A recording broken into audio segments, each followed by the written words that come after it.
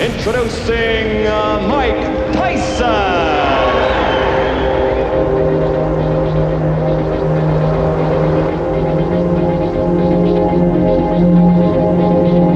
I want a good, clean, hard fight. Mike Tyson turned pro in March 1985 and followed a frantic schedule that molded a teenage boy into the most exciting heavyweight the world had seen for a long time. 18 months later, he'd fought 24 times and won them all. All but 2 fights he had won by knockout, and 13 opponents were floored in the first round. Tyson's talent for first-round knockouts left a path of destruction, captivated the boxing world, and left crowds hungry for more. Before he'd even fought for the heavyweight title, he was compared to boxing greats such as Ali and Frazier. The eagerly anticipated 25th fight was a huge test for Tyson. His star opponent was Joe Frazier's son Marvis, whose boxing record proved that he had the potential to follow in his father's footsteps. Marvis was considered the best American amateur heavyweight, having achieved 56 victories and only 2 losses. His professional record included wins over high-ranking boxers Joe Bugner and James Tillis, and out of 16 fights, he'd lost just once to former heavyweight champion Larry Holmes. Jim Lampley live in Glens Falls, New York. Marvis Frazier, despite his 1983 one-round knockout loss to then-champion Larry Holmes, remains a marketable name in the heavyweight division. But here, the spotlight falls most directly on 20-year-old Mike Tyson, whose public appeal grows every time he fights. Here now is a quick update on what has happened with Tyson since his string of 19 straight knockouts ended with a 10-round decision over James Tillis on Wide World of Sports. Since last we saw Mike Tyson here on ABC Sports in May, he's added 4 more wins to his record. In his first fight after the Tillis decision, Mitch Green again took Mike the distance, but Tyson dominated throughout. And in his next fight against Reggie Gross in June, Mike showed the ability to take a punch, absorbing this uppercut before coming back seconds later to end the fight with a left hook. His knockout streak began anew and continued with a 1-round dismantling of William Hosea, a 2-minute, 3-second fight. And in his last fight, Mike brought his win streak to 24 with a knockout of Lorenzo Boyd. A stiff uppercut ended matters in the 2nd round. On his present schedule, Tyson fights more often than any other current boxer with status and marketability. Is it better to learn in the gym or in the ring? Boxing figures are divided. I don't think he sufficiently has time to really get into the gym and learn. You can say, look, I can put him in with a stiff at each fight. And in the gym, I can bring in and pay good sparring partners with different styles, a runner, a slugger, a grabber, a holder, stuff like that, understand? But where has he really got the time for that there if you're fighting him every 2 weeks? People today don't understand that the way human beings are structured, whether you fight or a brain surgeon or play the piano or throw rocks at a telephone pole, no matter what you're good at, if you do it once every 4 months, you're not going to be as good as if you do it once a week. It's the way human beings are structured. The fighters Jacobs refers to include great featherweight champion Willie Pep, who fought 32 times in his first 16 months as a pro. Homicide Henry Armstrong, who once defended his welterweight title 5 times in 1 month. And Joe Louis, who defended his heavyweight crown more than any other fighter in the division's history. Tyson believes the schedule the late Customato wanted for him is the one which will work best as he seeks the goal of winning the heavyweight crown. It keeps my mind occupied on my business, and I'm not off my job much. I'm not out in the street. I'm not running around, not hanging out with the guys as much and the girls. So my mind is preoccupied on my work, and it keeps me as sharp as possible. As many times as I fight, I become more immune to walking and being announced in front of a great deal of audience and everything. And as of now, it's becoming, like I say, an easy job. It's like every day I'm used to coming in front of 10,000 people, 20,000 people. I'm like, hi, they're all my friends. The late and legendary trainer Customato was the only real father figure Mike Tyson ever knew. Marvis Frazier's father, ever present in his life, is one of the most famous names in heavyweight boxing. It was called the fight of the century. March 8, 1971, Joe Frazier knocked down Muhammad Ali in the 15th round on his way to a unanimous decision to retain his heavyweight crown. Joe's long since retired and now trains fighters here in his own gym in Philadelphia. One of those, his own son Marvis, who works alongside other members of the Frazier clan. Marvis has developed into a solid 210-pound professional fighter, adding 20 pounds onto the body which first came to public attention in 1979, when he became the junior world amateur heavyweight champion by stopping an Austrian fighter named Olaf Meyer. After only 10 pro fights, many felt Marvis was rushed into a shot at Larry Holmes. They were correct. Holmes stopped Marvis in the first round. But since that 1983 disaster, Marvis Frazier has rebounded with 6 straight victories, including decision wins over able opponents James Tillis, Jose Ribalta, and in his last fight in February over James Bone Crusher Smith. Though dropped in the middle of the fight, Marvis battled back against the larger Smith to capture the late rounds and a unanimous decision. Marvis is not the first famous heavyweight son to take the ring. There have been others with names like Fitzsimmons, Walcott, and Bear, all failures. But Marvis feels this union has proved beneficial in his case. When you have a father training you, there's that tense emotion that you're always trying to do the best for your father. But then on the other hand, you know, you always have that encouragement to keep you going when times seem kind of hard for you. Joe keeps a watchful eye on his son, as his father did for him back in Beaufort, South Carolina. It's a special responsibility. That's a broad word, man. What you said, father. It's like, you know, there's a lot of daddies in the world today, but there's very few fathers. I think fathers should take control of families, because that's one part of you. I mean, it was that lady and you brought this kid in this world. So how you not gonna be a father? How you not gonna be a good leader? I don't understand. I didn't come from that school. It's a brutal business, but Marvis Frazier believes that working in it has kept this father and son close. My father's my father. I can't change that. You know, I love him, he loves me. So that just makes it even better, you know? You have somebody that you really love and that you really care for in your corner. And there is a live look at Marvis Frazier, who has just entered the ring here in the Glens Falls Civic Center. The record 16-1 with 7 knockouts. There are the vital statistics on the young man who is attempting to continue his father's legacy in the sport. Now entering the ring, the local favorite, trains and lives in Catskill, New York, has fought so many of his bouts here in the Albany, Troy, New York area. Mike Tyson entering as the warrior, the characteristic no socks, no robe look.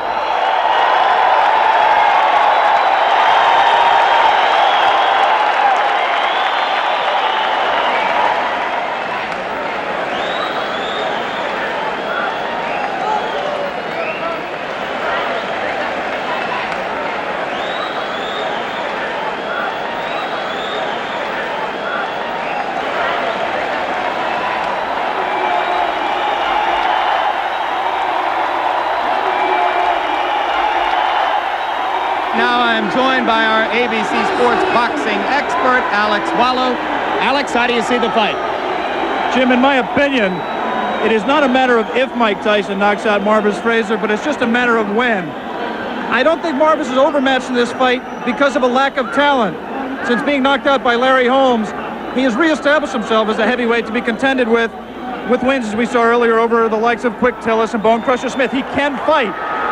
The reason I and a lot of other people don't think he can win against Tyson is the fact that his style is made to order for Mike. Like his father, Marvis relies on pressure and stamina and intensity to beat an opponent, but that aggressiveness is just perfect for a bomber like Mike Tyson. Remember, as great as Joe Frazier was, when he faced a tremendous power man like George Foreman, he got bounced around the ring like a rubber ball. His pressure style was suicidal against Foreman, and I think that's the case here today with Marvis and Mike Tyson.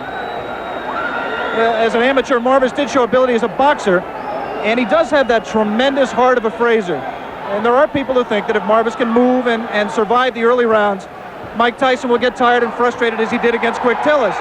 But Tyson is now confident in his ability to go 10 rounds when he saw against Mitch Green. I don't see that as a problem. All right, very quickly, let's look at the tail of the tape. You will see that Frazier has a reach advantage of about 6 inches, which will probably be nullified if he comes forward toward Tyson, as we expected. Round 1 is about to begin. The referee is Joe Cortez. In New York State, scoring is done by 3 judges. The referee does not score, scoring on the round system. Supplemental 4-point scoring system if the rounds wind up even, and the 3 knockdown rule is in effect. Tyson comes out slugging. He comes out smoking like Marvis's father, Joe. Marvis must move or we're going to be out of here very, very quickly. Uppercut, and Marvis is hurt. Frazier is down. Joe Cortez moves in to have a look, and he's going to stop the fight. It did not last 20 seconds. Tyson goes over to take a look at Marvis Frazier, obviously quite concerned. A terrific uppercut. The same punch with which Tyson knocked out Jesse Ferguson the first time you saw him here on ABC Sports. Watch the uppercut, the right uppercut. We're going to show it to you in just a moment. Right now, there is Jim Jacobs, yes. Co-manager of Mike Tyson talking to him. 30-second knockout sensation. Watch the right hand of Mike Tyson. Marvis in the corner and trapped. There it was. Just clipped him right on the chin. The left was unnecessary. Marvis is badly hurt at this point. Uppercut again. And there, Marvis is out on his feet. Everything after this is just incidental. The Frazier camp had expressed confidence before the bout. You wonder if they truly believed that Marvis could handle this kind of an attack. You see that stiff left hand, that jab that Mike has not shown too much. The jab backed Marvis up into the corner. A second jab kept him there for those right uppercuts.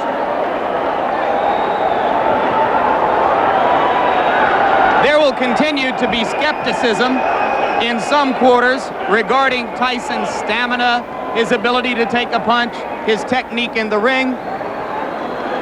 But with each succeeding bout, any skepticism about his punching power has to evaporate. And the good news is I believe Marvis Frazier is standing up. There's a big crowd in that corner of the ring. Mike Tyson is going back over there now. We'll take another look live at what is happening in the ring after you finish seeing this third replay of the very quick knockout. As ring announcer Paul LaFleur announces the knockout, Mike Tyson gives his respects to Marvis Frazier.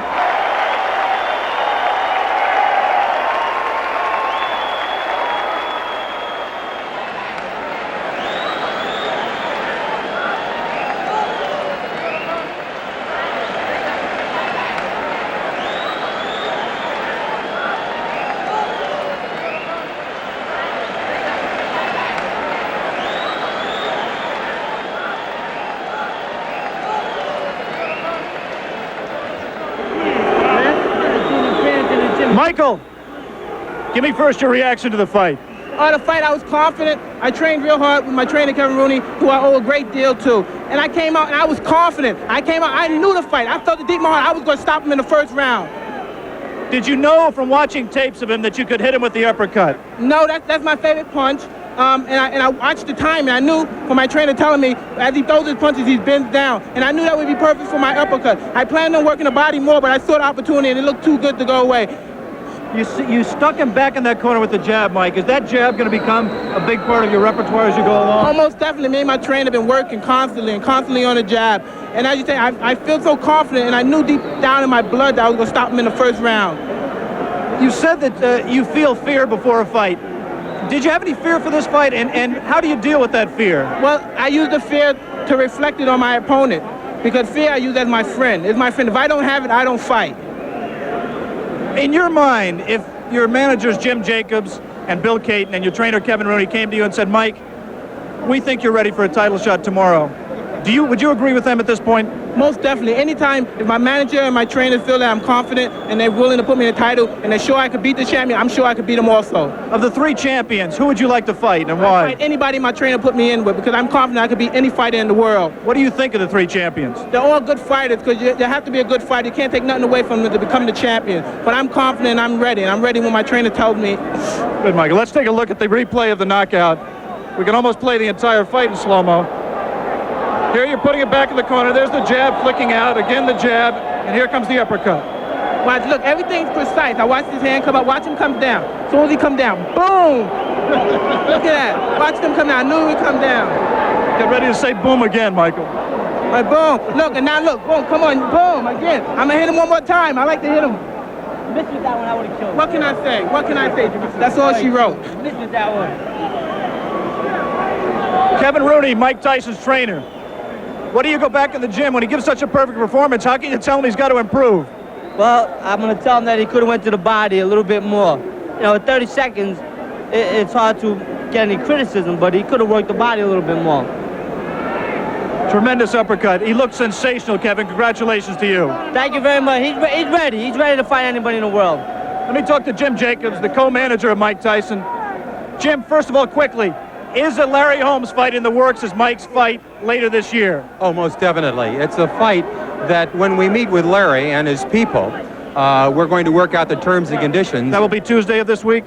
Well, in the middle of the week, we're going to meet with them, yes, and it's something that we will work out for the future. Absolutely. Congratulations on a sensational showing by your fighter. Well, thanks Jim. Very much. Now let's go back down to Jim Lampley at ringside. Alex, the second defeat of Marvis Frazier's career, both of them one-round knockouts, one at the hands of a man who was heavyweight champion at that time. Now this one at the hands of a man who many believe will soon be a heavyweight champion.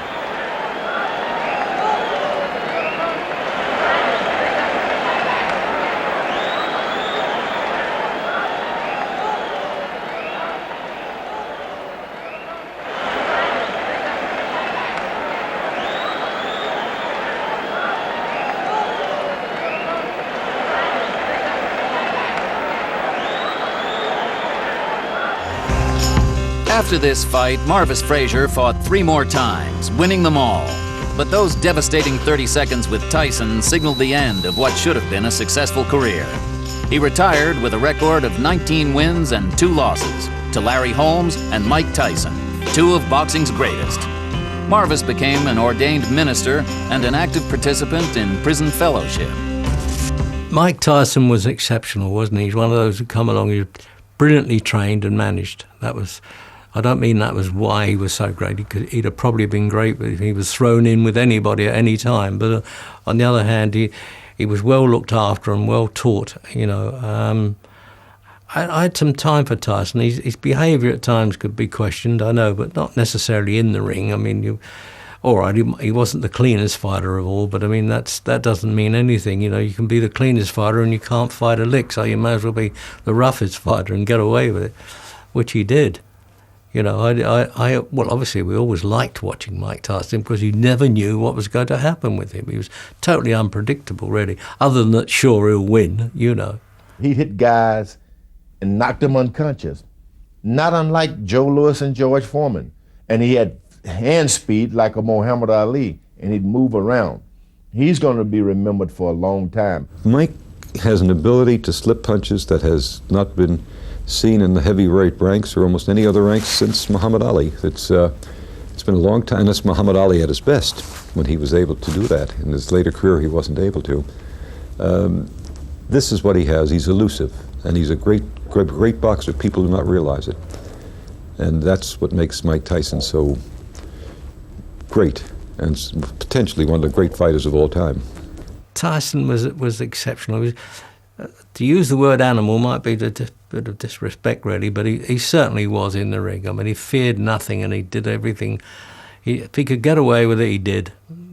You know, there's always the argument, oh, Tyson's the greatest, this and that. If I never fought him, you know, they would always say, oh, you never fought Tyson, but he would have beaten you anyway. I believe he will be the youngest heavyweight champion of all time. And if he remains dedicated, interested, and without any distractions, I believe that eventually he will go down in history as the greatest heavyweight champion we've ever had.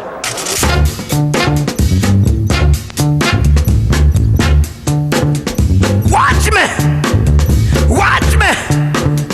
I got it! Watch me! I got it! Hey! I got something that makes me want to shout. I got something that tells me what it's all about. I got soul, and I'm super bad. I got soul,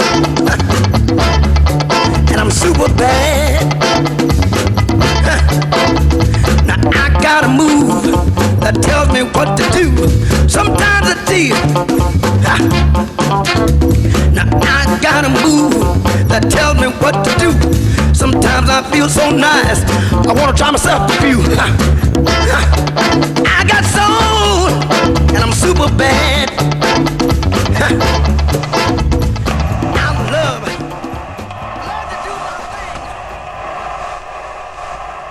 In 1980, a reckless 14-year-old was introduced to boxing manager and trainer Cus D'Amato, who watched him fight and saw the next heavyweight champion of the world. From that moment, Mike Tyson dedicated his life to boxing. He turned pro in March 1985 and fought 15 times that year, winning all by knockout. His opponents often had stronger records, but he destroyed them all with shocking ease. Tyson's talent immediately demanded a bigger challenge, and in 1986 he progressed to higher-ranking opponents. When his path of destruction continued, the boxing world was hooked, and his effortless 30-second victory against Frazier sealed any doubts of his ability. In November 1986, 2 fights after Frazier, Tyson met Trevor Berbick and fought for the WBC heavyweight title. He knocked out Berbick in the second round and became the youngest heavyweight champion of the world at the age of 20. In 1987, he became the first heavyweight to own the WBA, WBC, and IBF title belts at the same time. Shortly afterwards, the cracks started to show, and his personal life began to cloud everything he had worked for. Jimmy Jacobs died in March 1988, and disputes with Bill Caton and Kevin Rooney eventually left Tyson on his own with Don King. This series tracked Tyson's first 25 fights, almost half of his total fights to date, all fought in the space of 18 months. Many of these fights were not televised, but they were crucial in shaping his career. This was Tyson when he was the most exciting up-and-coming heavyweight in the world. The Tyson when only boxing mattered. The Tyson who allowed us a glimpse at the once naive boy within.